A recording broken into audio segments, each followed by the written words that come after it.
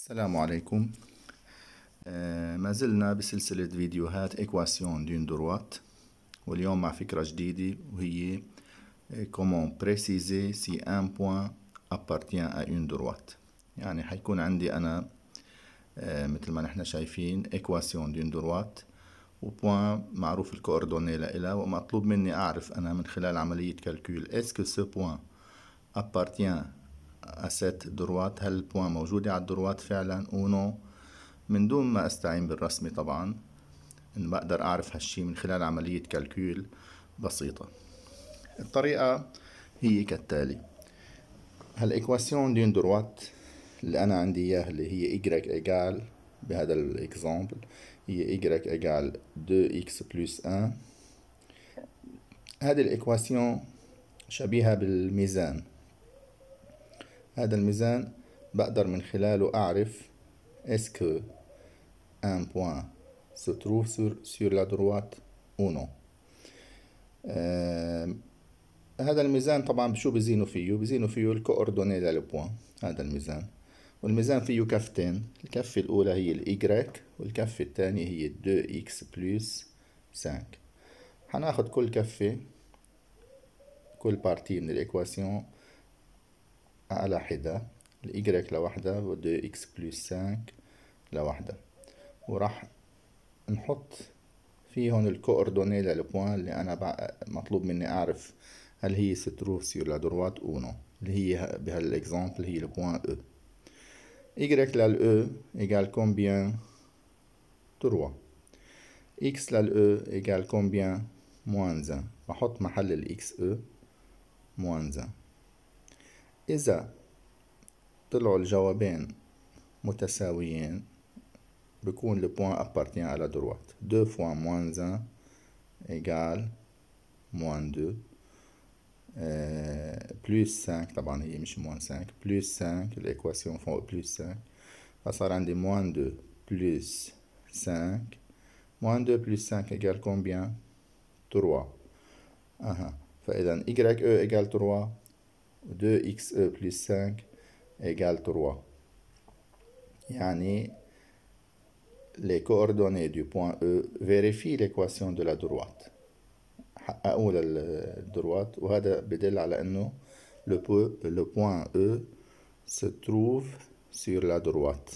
كونه YE égale 2XE plus 5 الاثنين طلعوا égale 3، فيني استنتج مباشرة انه هالبوان E appartient يعني se trouve، قلنا هذا رمز appartient هيك بينكتب appartient à la droite D2 أو D1.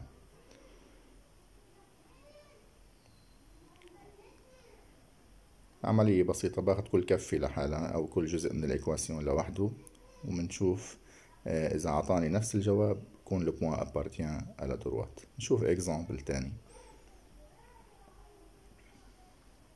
عندي دروات D2 إيكواسيون لإله y إيجال moins 3x plus 4، وعندي le point M.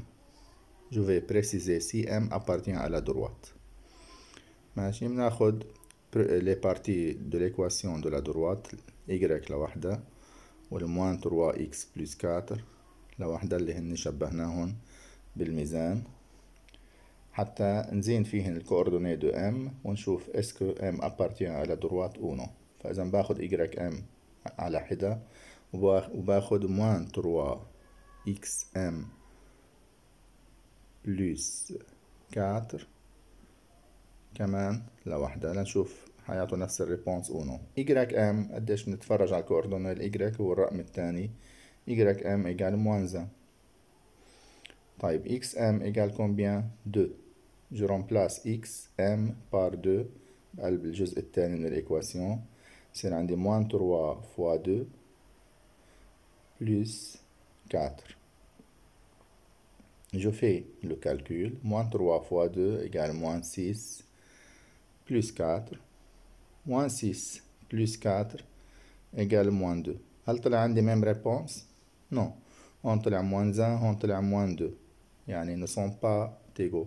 بقول له لكان YM est différent، يعني n'est pas égal. Différent moins 3xm plus 4. وهذا الشيء عشو بدل بدل على أنه le point M n'appartient pas à la droite. باجي بقول له alors M n'appartient pas. comment j'écris n'appartient؟ بحط السيمبول appartient بحط عليه بشطبه comme ça. M n'appartient pas à la droite des deux.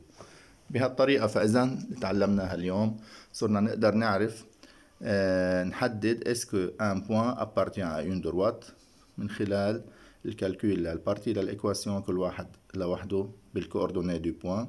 بما أنه هون مثلا طلع عندي moins 1 et moins 2 alors ce point n'appartient pas à la droite. بينما بالإكزامبل السابق اللي عملناه لاحظنا طلع عندي même réponse فاستنتجت أنه le point appartient à la droite. هذا هو درسنا لليوم. يعطيكم العافية والسلام عليكم.